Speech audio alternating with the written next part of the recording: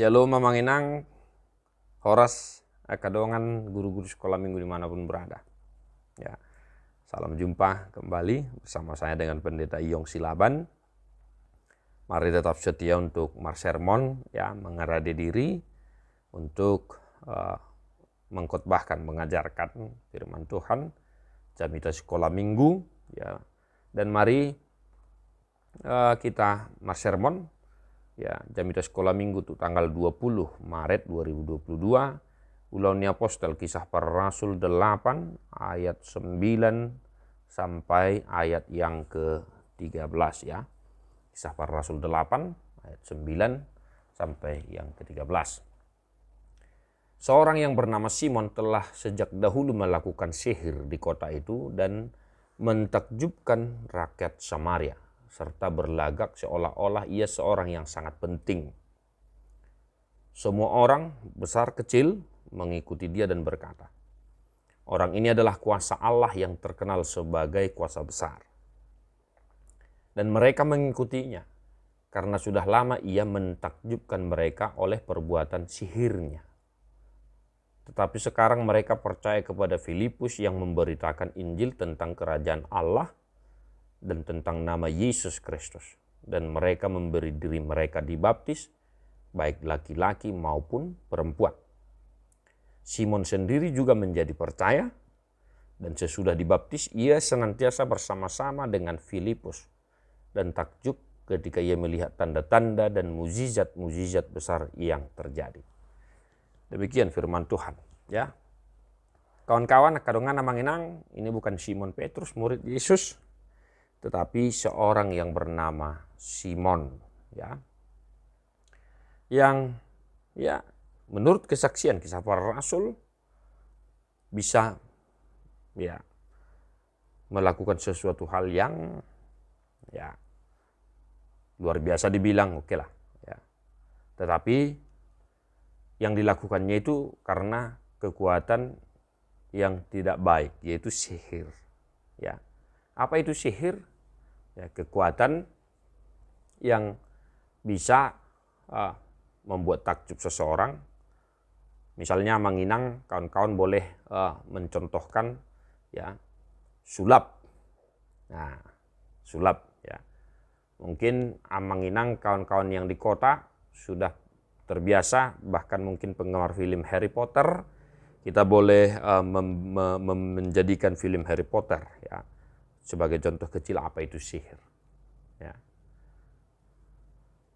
Dan karena sihir itu orang-orang menjadi takjub. Nah, itu dia.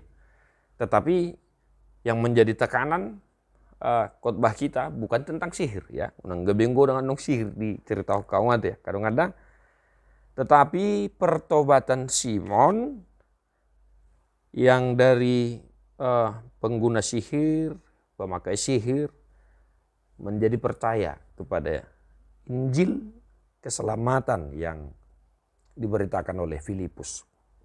Ya, dia percaya dan menjadi pengikut Yesus.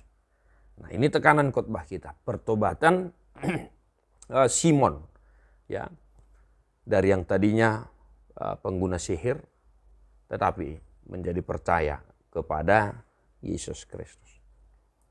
Nah, ini contoh yang diberikan oleh Alkitab.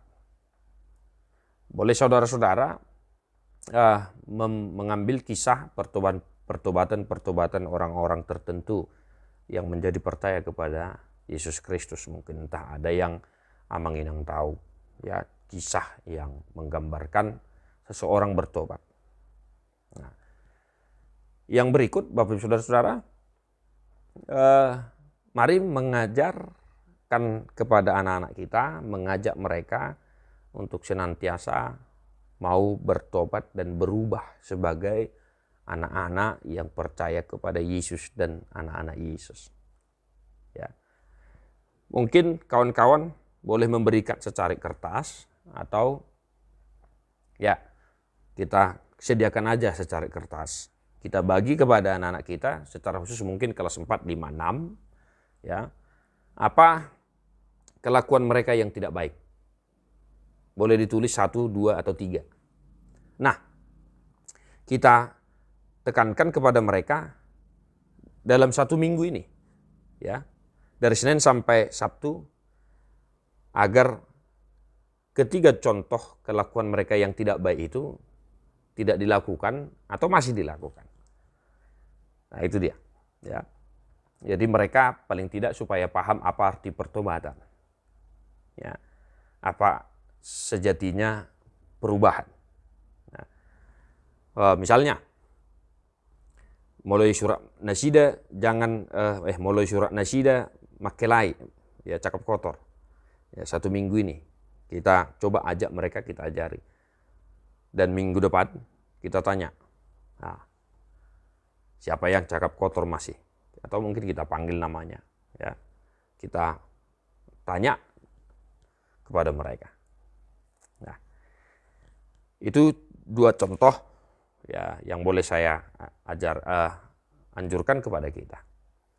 Tetapi pertobatan Simon dari yang tidak baik menjadi baik, dari pengguna sihir menjadi percaya kepada Yesus, itu kabar baik bagi kita. Maka kita ajarkan anak-anak kita agar senantiasa hidup baru tiap hari, meninggalkan sifat-sifat mereka yang tidak baik itu. Nah itu dia, ya. Kamanginang, silahkan kita kembangkan di daerah pelayanan kita masing-masing, di gereja kita. Tetap semangat, ya. Jangan lupa buku ente sekolah minggu. Boleh kita lihat, pilih lagu-lagu yang mungkin berhubungan dengan pertobatan, perubahan. Ya. Agenda sekolah minggu, Alkitab, dan segala alat peraga yang kita miliki, kita sediakan dengan baik. Jangan lupa untuk berdoa, ya. Kamanginang, ya, guru-guru sekolah minggu, jangan lupa untuk berdoa. Berdoa dulu sebelum mengajarkan firman Tuhan, 2 pribadi, ya. Dan mari kita ajarkan hal-hal baik yang kita lakukan, dan jangan mengajarkan hal-hal yang tidak bisa kita lakukan dalam kehidupan kita kepada anak-anak. Nah itu, keperjulu dohita di jamitai hatai dungi margogo hamu majami tahun tu akai nakotai. Berikan pelayanan yang terbaik bagi mereka, merekalah generasi gereja bangsa kita. Salam Suneresis, Tuhan Yesus memberkatimu, God bless you, non-stop.